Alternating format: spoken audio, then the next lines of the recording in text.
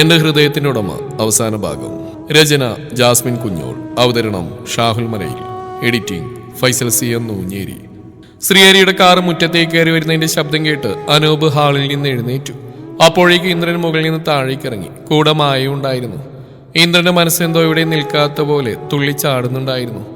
Car നിർത്തി ശ്രീഹരിയിൽ വെച്ചുറങ്ങി സിറ്റൗട്ടിലേക്ക് കയറി. അനൂപേ, ഇരിക്കണോ? ഇല്ല സാർ, ഇനി ഇരിക്കുന്നില്ല. ഈ ഫയൽ 11 മണിക്ക് മുമ്പ് സബ്മിറ്റ് ചെയ്യണം. അതുകൊണ്ട് വേഗം ഇറങ്ങണം. തന്റെ കയ്യിലെ ഫയൽ ശ്രീഹരിക്ക് നേരെ നീട്ടി അനൂപ് പറഞ്ഞു. ലച്ചു അനൂപിനെ നോക്കി പുഞ്ചിരിച്ചിട്ട് അകത്തേക്ക് കയറിപ്പോയി.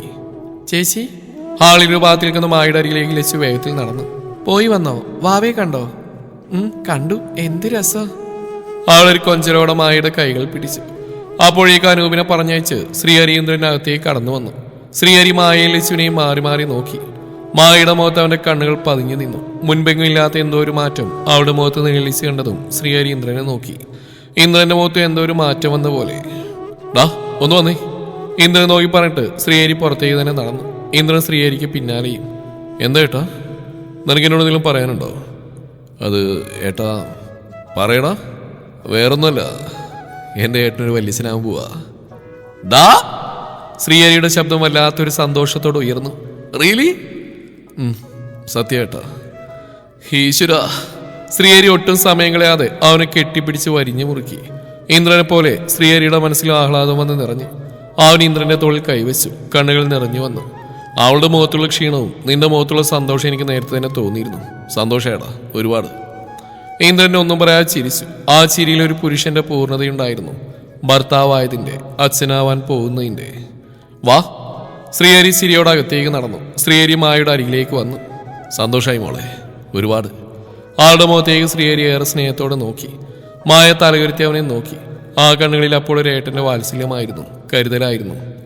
ശ്രീയേട്ടാ, എന്താ? എനിക്കൊന്നും മനസ്സിലായില്ല. ലച്ചു ചോദിച്ചുകൊണ്ട് എല്ലാവരെയും മാറി മാറി നോക്കി. വാ! ശ്രീഹരി അവളെ തന്നിലേക്ക് കൂട്ടിപ്പിടിച്ചു. നിനക്കൊന്നും അറിയില്ല, കാരണം നീ കുട്ടിയാ. ചിരിച്ചുകൊണ്ട് അവളെയും ചേർത്ത് പിടിച്ച് ശ്രീഹരി കോണിപ്പടി കയറി. അമ്മേ! ഇന്ദ്രൻ അവളെയും കൂട്ടി അടുക്കളയിലേക്ക് നടന്നു. എന്തിനാണാ വിളിച്ചു പോകുന്നത്? ഞാൻ ഈ വീട്ടിലില്ലേ? അതൊക്കെയുണ്ട്. എന്നാലും എൻ്റെ അമ്മ ഈ മക്കളെ കൂടെ ഇടയ്ക്ക് തിരിഞ്ഞു നോക്കണം. ഏത് നേരം ഈ അടുക്കളയിൽ മാത്രം ഒതുങ്ങിയാൽ മതിയോ? മോളെ! അപ്പോഴാണ് യശോദ മായയുടെ മുഖം ശ്രദ്ധിച്ച്. നിനക്ക് എന്തെങ്കിലും വയ്യായിക ഉണ്ടോ മോളെ? എന്തൊരു ക്ഷീണം ഉണ്ടല്ലോ. അത് നിനക്കെങ്ങനെയാടാ അറിയാം? ഞാൻ മോളോടല്ലേ ചോദിച്ച്? ഇന്ദ്രൻ പറഞ്ഞു. യശോദ അവനെ കൂർപ്പിച്ച് നോക്കി. പിന്നെ എൻ്റെ പെണ്ണിൻ്റെ അസുഖം എനിക്കല്ലാതെ അടുത്ത വീട്ടുകാർക്കാണ് അറിയാം. നീ മിണ്ടാതിരിക്കടാ.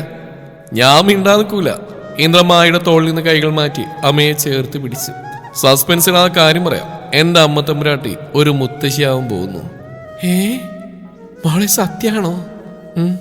മായ തലകുനിച്ച് നാണത്തോടെ മൂളി. ആ മറുപടി കേട്ടതും യശോദയുടെ കണ്ണുകൾ നിമിഷ നേരം കൊണ്ട് നിറഞ്ഞു. ഈശ്വര! അടുത്ത നിമിഷം യശോദ മായയുടെ മുഖം ഇരു കൈകളിലും എടുത്തു. എൻ്റെ മോളെ! അവരുടെ ശബ്ദം വിറച്ചു. അവരുടെ ചുണ്ടുകൾ നിറയെ വാത്സല്യത്തോടെ മായയുടെ നെറ്റിയിൽ പതഞ്ഞു. ഇന്ദ്രൻ എല്ലാം കണ്ട് നിറഞ്ഞ ചിരിയാൽ നിന്നു. മോനെ, നീ വേഗം റെഡിയായി മോളെയും കൊണ്ട് ഹോസ്പിറ്റലിലേക്ക് പോയി വാ. പോവാമേ, ഇപ്പൊ തന്നെ. എന്നാ ചെല്ല്, ഞാൻ ഈ കാര്യം എല്ലാവരോടും ഒന്ന് പറയട്ടെ. ഇന്ദ്രന്റെ അമ്മ ആകെ വെപ്രാളത്തോടെ അടുക്കള വിട്ട് ഹാളിലേക്ക് നടന്നു. ഇന്ദ്രൻ മായയും കൂട്ടി റൂമിലേക്കും. മോളെ, ഇത് നീ വിചാരിക്കുന്ന പോലെയൊന്നല്ല. അവൾ ആള് ശരിയല്ല. ഇതൊക്കെ വെറുതെയാ. പ്രശാന്തിന്റെ കൂടെ അമ്പരപ്പോടെ സരോജിനിയും ഫോണിലേക്ക് നോക്കി. അവരുടെ തൊണ്ടയിൽ ഉമിനീര് പറ്റി. എൻ്റെ അപ്പച്ചി, ഈ ഫോട്ടോസ് ഒന്നും കളവ് പറയില്ല. ഇത് അപ്പച്ചിയുടെ മോൻ തന്നെയല്ലേ? അല്ലേന്നാണ് അപ്പച്ചി പറഞ്ഞു വരുന്നത്? അവളുടെ ചോദ്യങ്ങൾക്കൊരു മറുപടി അവരുടെ പക്കലില്ലായിരുന്നു. അമ്മയും മകനും വല്ലാത്തൊരവസ്ഥയിൽപ്പെട്ട് പോയിരുന്നു. പ്രശാന്തിന്റെ മുഖം വേദനയാൽ കുനിഞ്ഞു. പക്ഷെ അവന്റെ കണ്ണുകളിൽ കനലെരിയുന്നുണ്ടായിരുന്നു, ശാന്തയോടുള്ള അടങ്ങാത്ത പക. പക്ഷെ സരോജിനി അവസരം മുതലെടുത്ത പോലെ അവൾക്കരിയിലേക്ക് നീങ്ങി നിന്നു. എന്റെ പൊന്നുമോൾ ഇത്ര തുള്ളേണ്ട കാര്യമൊന്നുമില്ല. നീ ആ ചക്കനോട് എന്തൊക്കെയാ ചെയ്ത്?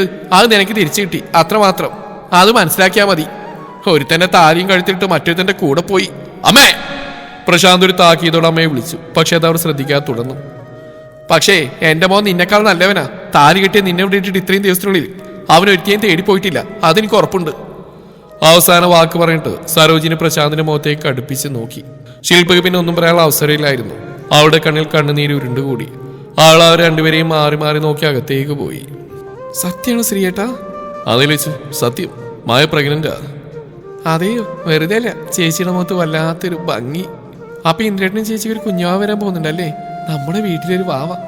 ലച്ചു സന്തോഷം അടക്കാനാവാതെ ശ്രീഹരിയെ വിട്ട് മായയുടെ അരികിലേക്ക് ഓടാൻ എഴുന്നേറ്റു.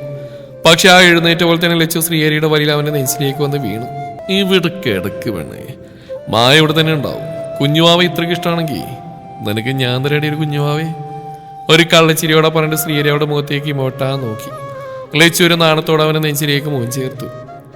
അതെ, ഇന്നലത്തെ രാത്രി ആദ്യ പ്രണയത്തിന്റെ കഥയായിട്ട് പോയി. ഇന്നെങ്കിലും ലച്ചു ശ്രീഹരിയെ കൂർപ്പിച്ച് നോക്കി. ഇങ്ങനെ നോക്കാതിരിക്കാൻ താരി. ശ്രീഹരി പറഞ്ഞിട്ട് അവളുടെ താടിക്കിഴ വിരലുകൊണ്ട് പതിയെ തട്ടി. ലച്ചു അല്പം നാണത്തോടെ മുഖം മറക്കാൻ നോക്കിയതും ശ്രീഹരി അവളെ കൂടുതൽ ചേർത്ത് പിടിച്ചു. ഇനിയും വേണ്ട പെണ്ണെ ഈ നാണം. ഇന്ന് ശ്രീഹരിയുടെ ഹൃദയത്തിലൂടെ ഒഴുകുന്ന ഓരോ തുള്ളി സ്നേഹവും എൻ്റെ പെണ്ണിൻ്റെ നാളുകൾക്കായിട്ടുള്ള പ്രണയത്തിൻ്റെ കാത്തിരിപ്പാണ്. ലച്ചുവിൻ്റെ കണ്ണുകൾ അറിയാതെ നിറഞ്ഞു. ആ വാക്കുകൾ അവളുടെ ഹൃദയത്തിൽ തണുപ്പായി പതിഞ്ഞു. ശ്രീഹരി ലച്ചുവിൻ്റെ മുഖത്തേക്ക് പ്രണയത്തോടെ നോക്കി. ആ കണ്ണുകളിൽ അവൾ കണ്ടത് അടങ്ങാത്ത പ്രണയത്തിൻ്റെ ഒരു കടൽ തന്നെയായിരുന്നു. പതിയെ അവൻ്റെ മുഖവും ചുണ്ടും അവളിലേക്ക് പതിഞ്ഞു. അവളുടെ ശ്വാസം അറിയാതെ മിടിച്ചു. ഹൃദയം പിടച്ചു. നിമിഷങ്ങൾക്കകം ആ കാത്തിരിപ്പ് ഇരുവരിലും പ്രണയമായും വികാരമായും ഒന്നായി ലയിച്ചു ചേർന്നു. പുറത്തു വീട്ടിൽ ചിരികളും സംസാരങ്ങളും കുഞ്ഞുവാവയുടെ വരവിന്റെ സന്തോഷവും നിറഞ്ഞു നിന്നപ്പോൾ അകത്ത് രണ്ട് ഹൃദയങ്ങൾ സ്നേഹത്തിന്റെ പുതിയൊരധ്യായം നിശബ്ദമായി ആരംഭിക്കുകയായിരുന്നു. 2 വർഷങ്ങൾക്ക് ശേഷം തനു മോളെ. മായ കിടന്ന് വിളി തുടങ്ങിയിട്ട് ഒത്തിരി നേരമായി. ഒരു മറുപടിയുമില്ല. തനു. അവളുടെ ശബ്ദത്തിൽ ഇപ്പോൾ ഒരമ്മയുടെ പതിഞ്ഞ ആശങ്ക നിറഞ്ഞിരുന്നു. അപ്പോഴാണ് അകത്ത് റൂമിൽ നിന്ന് ചെറിയൊരു ചിരി കേട്ടത്. 2 വയസ്സുള്ള അമ്മയുടെ ശാലീന നിറഞ്ഞ കുട്ടിക്കുറുമ്പി തന്മയ, ഇന്ദ്രന്റെയും മായയുടെയും മകൾ. അച്ഛന്റെ കണ്ണിലെ കുസൃതിയും അമ്മയുടെ മുഖത്തെ മൃദുത്വം ഒരുമിച്ച് ദൈവം ചേർത്ത് വെച്ച കുഞ്ഞു മാലാഖ. ചിരി കേട്ട ഭാഗത്തേക്ക് നോക്കി മായ നടക്കുമ്പോൾ ആളുടെ മുഖത്ത് അറിയാതെ ഒരു പുഞ്ചിരി വിരിഞ്ഞു. ശ്രീമംഗലത്തെ കുഞ്ഞു രാജകുമാരിയിലാണ് ഇപ്പോൾ എല്ലാവരുടെയും ലോകം. അകത്തെ റൂമിലേക്ക് കടന്നിട്ട് ആളെ കാണുന്നില്ല. അപ്പോഴാണ് അലമാരക്കരികിലായി 4 കാലുകൾ പ്രത്യക്ഷപ്പെട്ടത്, അച്ഛന്റെയും മകളുടെയും. മായ നേരെ അവർക്കടുത്തേക്ക് നടന്നിട്ട് ഇടുപ്പിൽ കൈകുത്തി അവർക്ക് മുമ്പിലായി നിന്നു. ഇന്ദ്രേട്ടാ. ആൾ അവന്റെ നേരെ കണ്ണുരുട്ടി. അത് കിടന്ന് കുഞ്ഞു ചിരി അവിടെ വീണ്ടും നിറഞ്ഞു. അച്ഛനും മോളും എനിക്കിട്ട് പണി തരുമല്ലേ? ചോദിച്ചുകൊണ്ട് മായ കുറച്ചുകൂടെ മുന്നോട്ട് വന്നു. ഇന്ദ്രൻ തനുവിനെ പെട്ടെന്ന് എടുത്തുയർത്തി. ഓടിക്കോ. ഇന്ദ്രൻ മോളെയും കൊണ്ട് റൂമിന് പുറത്തേക്ക് കടന്ന് ഹാളിലൂടെ ഓടുമ്പോൾ വീടാകെ കുഞ്ഞു ചിരിയാൽ നിറഞ്ഞു. തനുവിന്റെ ചിരി ഹാളിൽ നിന്ന് കേട്ടതും ലച്ചുവിനൊരു നിമിഷം പോലും കിടക്കാൻ തോന്നിയില്ല. അവൾ പതിയെ എഴുന്നേറ്റു. അപ്പോഴാണ് ശ്രീഹരി ബാത്റൂമിൽ നിന്ന് കുളി കഴിഞ്ഞ് റൂമിലേക്ക് വന്നത്. എന്താണോ തീരെ വയ്യേ? ഇങ്ങനെ എഴുന്നേക്കണോ? കിടന്നോ? ഏയ് ഇല്ല ശ്രീയേട്ടാ, കുഴപ്പമില്ല. ഞാൻ മോളുടെ ചിരിയായിട്ട് എഴുന്നേറ്റതാ. എൻ്റെ അവസ്ഥ ഇങ്ങനെ ആയതുകൊണ്ട് മോളെന്നെ ബുദ്ധിമുട്ടിക്കുന്ന കരുതി മായച്ചി മോളെ ഇങ്ങോട്ട് വിടില്ല. രാവിലെ മുതൽ കുഞ്ഞിനെ കാണാനായിട്ട് എനിക്ക് ആകെ ഒരു ഇടങ്ങേറ്. അതെയോ? എന്നാ വാ, ഞാൻ ഹാളിലാക്കി തരാം. പറഞ്ഞിട്ട് ശ്രീഹരി ഒരു ടീഷർട്ട് എടുത്തിട്ട് അവളെ തന്നിലേക്ക് ചേർത്ത് പിടിച്ച് പുറത്തേക്ക് നടന്നു. ലച്ചുവിന് ഇത് 8ാം മാസമാണ്. ശ്രീമംഗലത്തെ ആദ്യത്തെ കുഞ്ഞുമണി തനുമോൾക്ക് ശേഷം മറ്റൊരു അതിഥി കൂടി വരാൻ പോകുന്നു. അതിന്റെ സന്തോഷത്തിലാണ് എല്ലാവരും. 7ാം മാസത്തിൽ വീട്ടിലേക്ക് കൊണ്ടുവന്ന ചടങ്ങ് കഴിഞ്ഞു പിറ്റേന്ന് തന്നെ ശ്രീഹരി പോയിട്ട് ലച്ചുവിനെ ശ്രീമംഗലത്തിലേക്ക് തന്നെ കൊണ്ടുവന്നു. അവളില്ലാതെ അവൾക്കും അവളില്ലാതെ അവനും കഴിയില്ലെന്നുള്ളതാണ് സത്യം. അതേപോലെ ശ്രേയയ്ക്ക് ഇത് 5ാം മാസമാണ്. മിഥുനും ശ്രീകുട്ടിയും പിന്നെ വൈഫും എൻജോയ് ചെയ്ത് ജീവിക്കുന്നു. ശ്രീകുട്ടിക്ക് ഇതുവരെ വിശേഷമായില്ല. ലച്ചുമേ. ലച്ചുവിനെ കണ്ടത് ഇന്ദ്രന്റെ കൈകളിൽ നിന്ന് അവൾ ചാടി ഇറങ്ങി. അമ്മയുടെ കുഞ്ഞെവിടെ? ലച്ചു അവൾക്ക് നേരെ കൊഞ്ചലോടെ കൈകൾ നീട്ടി. അയ്യോ വേണ്ട, കുഞ്ഞാവ. മായ പറഞ്ഞു തുടങ്ങിയതും മോളുടെ മുഖം വാടി. ലച്ചുവിനെ ശ്രീഹരി അവൾ ചെയറിലിരുത്തിച്ചു. താന് പുഞ്ചിരിയോടെ അവൾക്കരികിലേക്ക് ചെന്നു. വാവേ. താന് ലച്ചുവിന്റെ വയലിൽ പതിയെ തടവി. എപ്പിയാ വരിക? കുഞ്ഞു കൊഞ്ചലോടെ അവൾ വയലിൽ നോക്കി പതിയെ ചിരിച്ചു. വേഗം വരൂട്ടോ ലേ വാവേ, ചേച്ചിക്ക് വാവയെ കാണാൻ കൊതിയായിട്ട് വയ്യ. ലച്ചു വയറിൽ തടവിക്കൊണ്ട് പറഞ്ഞു. ആൾ വീണ്ടും കൈകൾ കൊട്ടി പൊട്ടിച്ചിരിച്ചു, ഏറെ സന്തോഷത്തോടെ. പ്രശാന്തേട്ടാ, മോനെ നോക്കുവോ? ഞാൻ ഈ ജോലിയും തീർക്കട്ടെ. ആ പിന്നെ, എനിക്കൊന്നും വയ്യ, ഞാൻ പോവാ, ടൈം പോയി പറഞ്ഞുകൊണ്ട് അവൻ എഴുന്നേറ്റു. 2.5 വയസ്സുകാരൻ ആദു, അല്പം വികൃതരും കുസൃതിയും കൈയുള്ള പ്രശാന്തിന്റെയും ശില്പയുടെയും മകൻ. ശില്പ ഒന്നും മിണ്ടാതെ അകത്തേക്ക് നടന്നു. ആദു വീട്ടിലാകെ ഓടി നടക്കുന്നു. അത് ഇതും വാരി വലിച്ചിട്ട് ഒരാൾക്കും നിയന്ത്രിക്കാൻ പോലും പറ്റാത്ത വിധം. ആൾക്ക് എന്തെങ്കിലും ജോലി ചെയ്യാനോ മറ്റൊന്നിനോ സമ്മതിക്കാതെ. വീട്ടിലെ അവസ്ഥ ഇതാണ്. അമ്മയും മകനും ശില്പ എന്നൊരാൾ വീട്ടിലില്ലാത്ത പോലെയാണ്. പ്രശാന്ത് വീട്ടിൽ നിന്ന് ഇറങ്ങുന്നതിന് മുമ്പ് ഇറങ്ങും സരോജിനി, കുടുംബശ്രീ അതീത് എന്ന് പറഞ്ഞിട്ട്. ശില്പയാണെങ്കിൽ പരാതിയൊന്നുമില്ലാതെ ഒരു ഭാഗത്ത് ഒതുങ്ങി കഴിയുന്നു.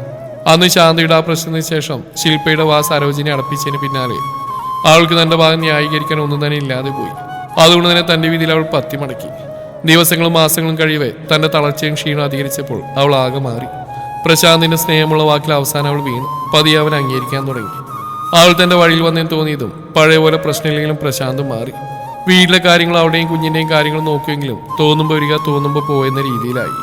ശില്പ തന്റെ വീട്ടുകാരോട് പോലൊന്നും പറയാതെ എല്ലാം ഉള്ളിലൊതുക്കി ജീവിക്കുന്നു. ചെയ്തു പോയ തെറ്റുകൾ അത്രത്തോളം ഉണ്ടെന്നുള്ളത് അവർക്കറിയാമായിരുന്നു. രാത്രി വെച്ച് ശ്രീഹരിയുടെ നെഞ്ചിൽ ചേർന്ന് കിടക്കുമ്പോൾ ശ്രീഹരി അവളുടെ മുടിയഴകൾ പതിയെ വിരലുകൾക്കിടയിലൂടെ തഴുകി.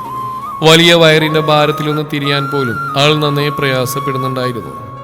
ലച്ചു, മോളെ എന്തെങ്കിലും പ്രയാസമുണ്ടോ? ഏയ് ഇല്ല ശ്രീയേട്ടാ, ബുദ്ധിമുട്ടൊന്നുമില്ല. ശ്രീഹരി അവളുടെ വയറിന് മുകളിൽ പതിയെ കൈവച്ചു. അകത്തുനിന്ന് കുഞ്ഞിന്റെ ഒരു ചെറിയ ചലനം. കണ്ടോടി, എന്റെ കുഞ്ഞ് അച്ഛയുടെ കൈ തൊട്ടു. ലച്ചു ഒരു പുഞ്ചിരിയോടെ അവന്റെ കൈകൾക്ക് മുകളിൽ തന്റെ കൈവച്ചു. നമ്മുടെ മോള് അല്ലേ ശ്രീയേട്ടാ? എന്റെ പെണ്ണെ, മോളായാലും മോനായാലും എന്റെ പെണ്ണിനും ബുദ്ധിമുട്ടില്ലാതെ ആളിങ്ങ് വന്നാ മതി. അതേയുള്ളൂ എനിക്കിപ്പോൾ ആഗ്രഹം. ശ്രീഹരി പറഞ്ഞുകൊണ്ട് അവളെ നെറ്റിലൊരു മൃദുചുംബനം നൽകി. ലച്ചു ശ്രീഹരിയുടെ നെഞ്ചിലേക്ക് പറ്റിച്ചേർന്നു. ശ്രീഹരി അവൾ നിറഞ്ഞ പ്രണയത്തോടെ തന്നിലേക്ക് അടക്കി പിടിച്ചു. അവളുടെ ശ്വാസം പോലും അവന്റെ ഹൃദയത്തിലേക്ക് ലയിപ്പിച്ചുകൊണ്ട്, ഒരു 100 ജന്മം അവളിൽ മാത്രം തന്നെ സമർപ്പിച്ചുകൊണ്ട്, തനുമോളുടെ ശ്വാസം സമാധാനമായി താളം പിടിച്ചു. മായ പതുക്കെ അവളുടെ നെറ്റിയിലൊരു ചുംബനം പതിപ്പിച്ചു. ഉറങ്ങിയോ? ഉറങ്ങി. ഇന്ദ്രൻ മായയുടെ അടുത്തിരുന്ന് ആ കാഴ്ച നോക്കി. അവന്റെ കണ്ണുകളിൽ വാക്കില്ലാത്ത സന്തോഷം നിറഞ്ഞു. മായയെ കടന്ന് ഇന്ദ്രൻ പതുക്കെ മോടരികിലേക്ക് തലകുനിച്ച് അവളുടെ കുഞ്ഞു നെറ്റിയിൽ ചുണ്ടമർത്തി. ശേഷം മായക്കരിയിലേക്ക് ചേർന്ന് കിടന്ന് അവളുടെ കണ്ണുകളിലേക്ക് ഒരു കള്ളച്ചിരിയോടെ നോക്കി. എന്തേന്നർത്ഥത്തിൽ അവൾ അവനെ കൂർപ്പിച്ചു നോക്കി. ഏയ് ഒന്നുമില്ല. ആ കള്ളച്ചിരിയോടെ തന്നെ അവൻ വീണ്ടും അവളെ ഇമോട്ടാ നോക്കി. പെണ്ണെ, ഇന്ദ്രൻ ആർദ്രമായ ആ കാതോരം ചുണ്ടുകൾ ചേർത്ത് പതിയെ വിളിച്ചതും അവളൊന്ന് പൊള്ളിപ്പിടഞ്ഞു. പുറത്തെ നിലാവ് പെയ്യുന്ന ആ രാത്രിയിൽ എവിടുന്നോ ഒരു തണുത്ത കാറ്റ് അവരിലേക്ക് കടന്നു വന്നതും മായ അവനിലേക്ക് കൂടുതൽ ചേർന്നു. ഇന്ദ്രന്റെ ഹൃദയത്തിൽ പേരറിയാത്തൊരു വികാരം വന്ന് നിറഞ്ഞതും അവളുടെ നെറുകയിലൊന്ന് മുത്തിക്കൊണ്ടവൻ അവളിലേക്ക് നിമിഷങ്ങൾ കൊണ്ട് പടർന്നു. നിലാവും കാറ്റും മഞ്ഞും ആ രാത്രിയിൽ നിശബ്ദമായി അവരുടെ പ്രണയത്തിന് സാക്ഷിയായി. ഈ കഥ ഇവിടെ അവസാനിക്കുന്നു. നിങ്ങളുടെ അഭിപ്രായങ്ങൾ കമന്റുകളായി രേഖപ്പെടുത്തുക. പുതിയ കഥ മറ്റന്നാൾ മുതൽ ആരംഭിക്കുന്നതാണ്. Thank you.